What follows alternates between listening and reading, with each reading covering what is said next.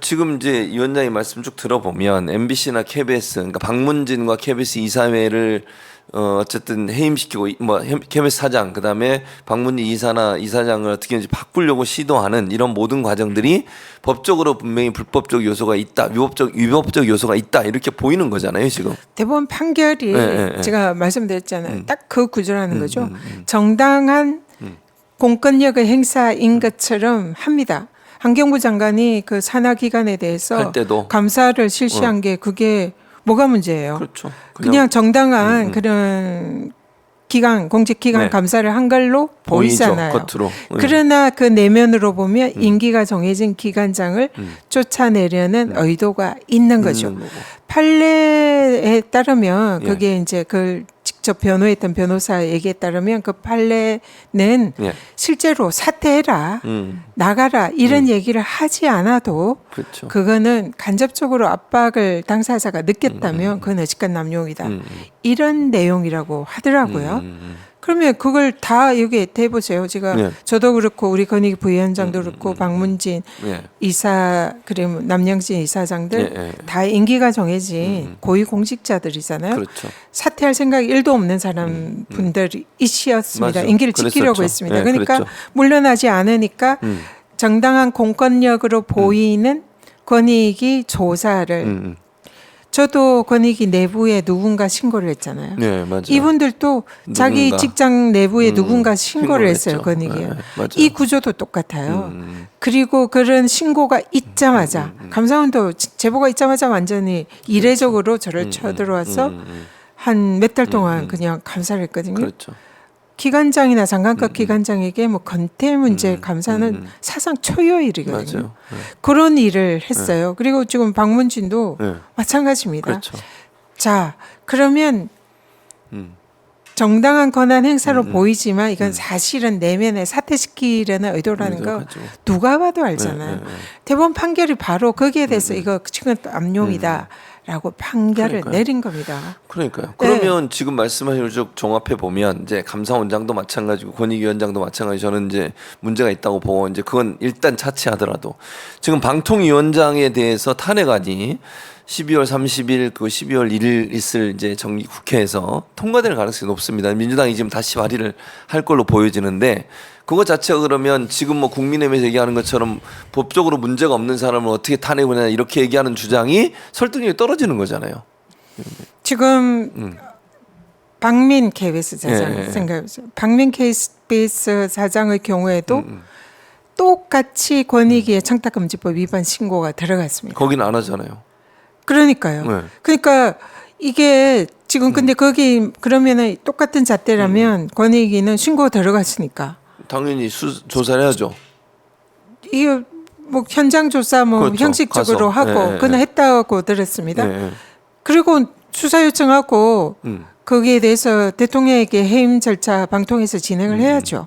안 하잖아요. 안 하잖아요. 네. 안 하는 건 직무유기입니다. 다른 형태의 그런 지금 다른 뭐 기관장들에게는 했던 네. 그 자태를 똑같이 해야죠. 똑같이 하면 직권 남용에 벗어날 수도 있어요. 우리는 공정하게 똑같이 했다. 네. 박민도 똑같고 뭐 박문진 이사, 남영진 이사장, KBS 이사장 똑같이 했다. 그러면 오케이. 그쵸. 근데 지금 KBS 이 사장은 똑같이 지금 그런 권익에 신고가 돼 있는데 거기는 절차 진행 안 안 한다. 하고 있죠. 남영진 이사장 아까 뭐랬어요? 권익에서 조사에 착수한 것만으로 절차 진행했지 그렇죠. 않습니까? 해임 절차를 방통위에. 진행했죠. 네. 그러면 지금 박민 사장도 권익의 조사 절차 진행 중인 상황이면 똑같이 해임 절차 해야죠. 진행해야죠. 근데 안 하고 있죠 방통위. 안 하니까 이거는 이동관 방통위원장의 직무유기죠. 직무유기다. 그러면 그거는 탄핵 당연히 사유죠. 탄핵 사유죠. 네. 예, 법 그러니까요. 위반, 법령 위반이니까요. 그러니까요. 네. 그렇기 때문에 그런 뭐 누가 봐도 명확하지 않습니까? 내 편은 봐주고 네.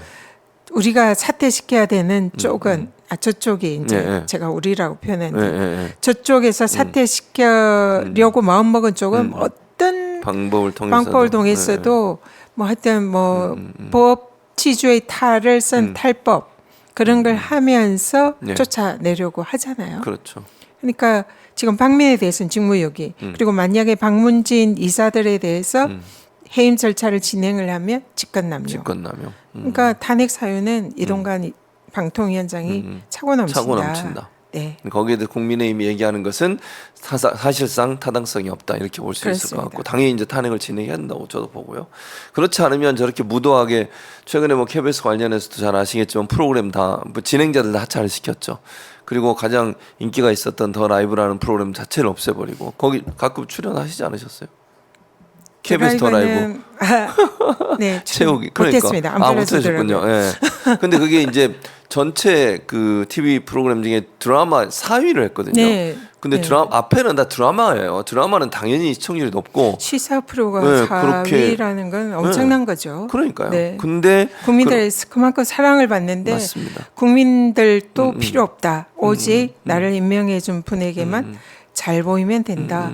이런 걸로밖에 국민들이 해석을 할 수밖에 없는 그렇죠. 그런 거죠. 맞아요. 네. 네. 그래서 너무 안타까운 일입니다. 그러니까요. 그런 걸 봐서는 이동관 방통위원장은 반드시 탄핵을 시켜야 된다. 총선을 앞두고서 또 오늘 뭐 그런 뉴스가 나왔습니다만 포털 사이트가 2개가 유명한 게 있잖아요. 네. 네이버 다음이 있는데 다음이 지금 그 뉴스 제휴를 해서 그 뉴스 서비스를 그러니까 우리가 포털 사이트 들어가면 검색을 하면 네네, 알고 뉴스 쓰잖아요. 있습니다. 근데 네. 거기 이제 가장 그 큰 언론사들 조중동을 포함한 네. 이 언론사들 빼고 나머지 계약 그러니까 중소 언론사들은 검색이 아예 안 되게 돼 있어요. 네. 이것도 저는 왜 다음이 이렇게 하는가?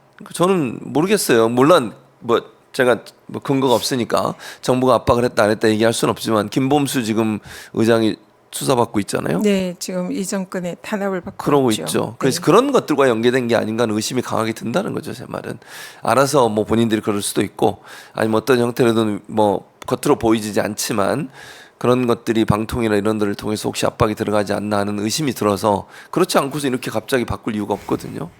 방통위 원장을 탄핵을 이제 해야 된다는 것은 물론 이제 정치적인 이런 주장들도 뭐 꽤 있습니다. 네.